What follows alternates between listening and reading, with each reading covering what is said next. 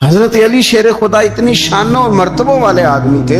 ایک بندہ آ گیا غیر مسلم تھا تو کہنے لگا میرے کچھ سوالوں کے جواب ہیں پر کسی نے دیے نہیں کبھی.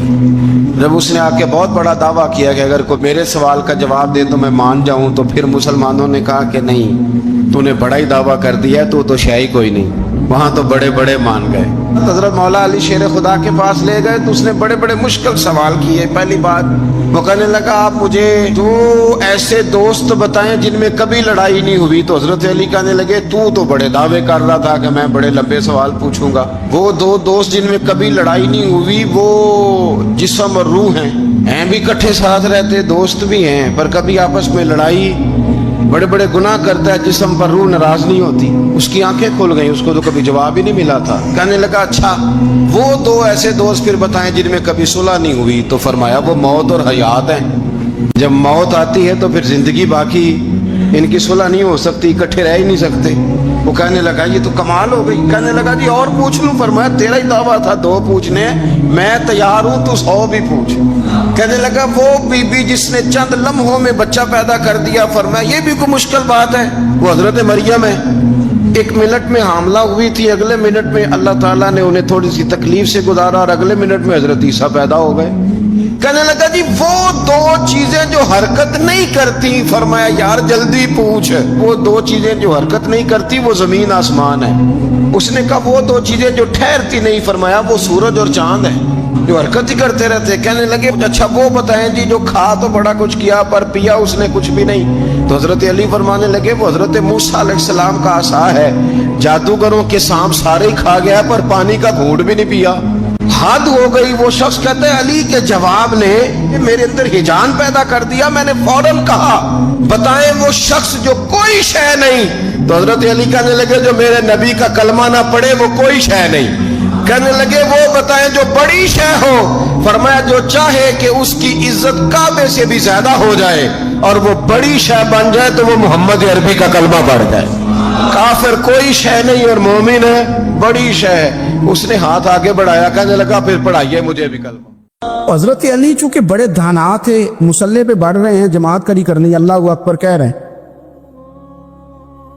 بندوں کا خیال تھا نماز لیٹ کرانی ہے. نے فٹافٹ حضرت علی سے کہا کہ حضور ذرا وہ جانور تو بتائیے گا کتنے ہیں جو انڈے دیتے ہیں، اور ذرا وہ بھی بتائیے گا جو بچے دیتے ہیں. یہ ذرا آپ کتنے کو بندہ جانور گنے، آہستہ آہستہ بندہ شمار کرے. ہو بکری جو ہے وہ بچہ دیتی ہے، مرغی انڈا دیتی ہے، اور گائیں جو ہے وہ بچہ دیتی ہے، اور بطخ جو ہے وہ انڈا دیتی ہے. بندہ تو یہ گننے لگ جائے. تو حضرت علی شیر خدا یہاں ہاتھ ہیں،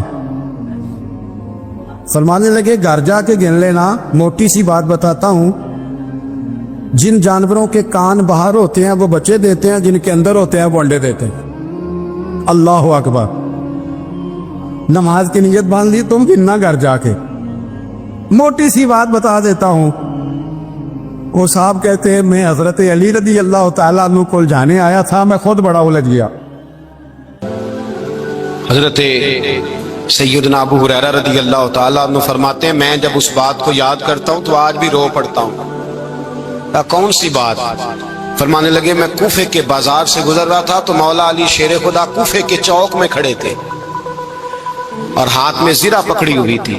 وہ والی زرہ جو بدر میں بھی ان کے پاس تھی، وہ والی زرہ جو احد، حنین، خندق اور خیبر میں بھی ان کے پاس تھی. زرہ پکڑی حضرت علی نے اور شیر خدا کہہ رہے ہوں بھائیو میری زرہ خرید لو.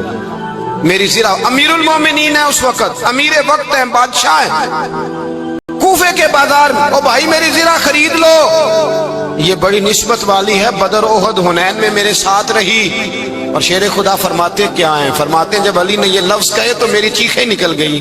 حضرت علی فرمانے لگے اگر میرے پاس نیا تامت خریدنے کے پیسے ہوتے تو میں اسے کبھی نہ بیچتا. نیا تامت خریدنے کے پیسے ہوتے تو میں کبھی نہ بیچتا. حضرت علی رضی اللہ تعالیٰ عنہ نے وہ زندگی گزاری، با پردہ، پرہیزگاری، درویشی، سادگی. ساری زندگی کسی کا شکوہ نہیں کیا مولا علی نے، بلکہ اعلیٰ حضرت فاضل بریلوی رحمۃ اللہ علیہ کے خلیفہ مولانا ظفر الدین بہاری، انہوں نے ایک عجیب بات لکھی ہے. کہتے ہیں حضور معراج پہ گئے تو وہاں سے ایک جبہ لائے، ایک کمرے میں داخل ہوئے, جنت کے کمرے میں, संदूक खोला सरकार ने,